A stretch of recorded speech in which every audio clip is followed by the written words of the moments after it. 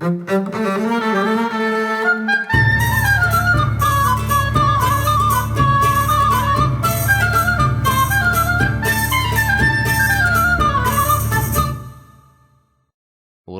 24.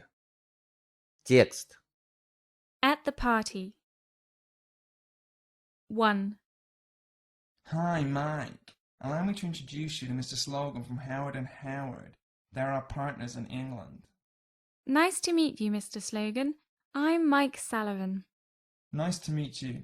And please, call me Jonathan, will you? Of course. How are you, Jonathan? I'm fine, thanks. What would you like to have?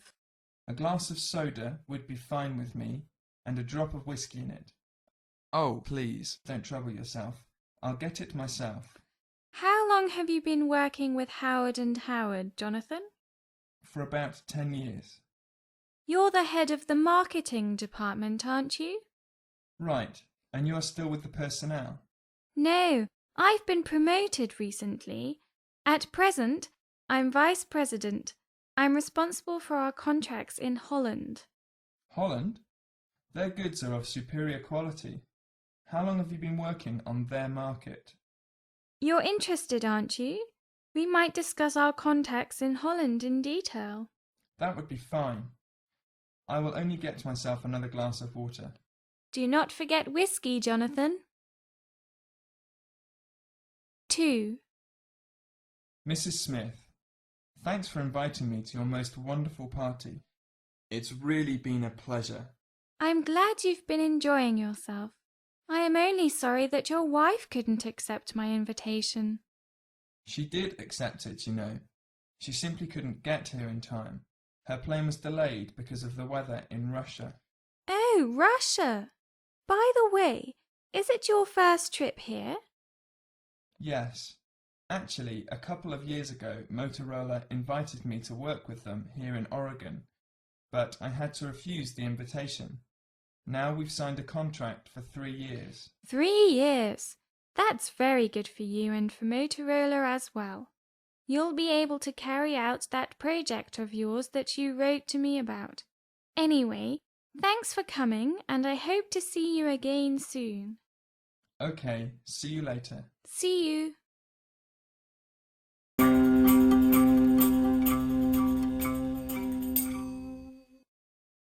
Дополнительное чтение. The government wanted to put up a big office building in the capital and had to choose an engineering company to do the work. Several big companies wanted the job because it would bring them a lot of money if they could get it. But, of course, they could not all have it, so the government had to decide which of them should be the lucky one. They therefore appointed a government official to examine the various companies' offers, decide which was the most suitable, and then advise the Minister of Works which of them to choose.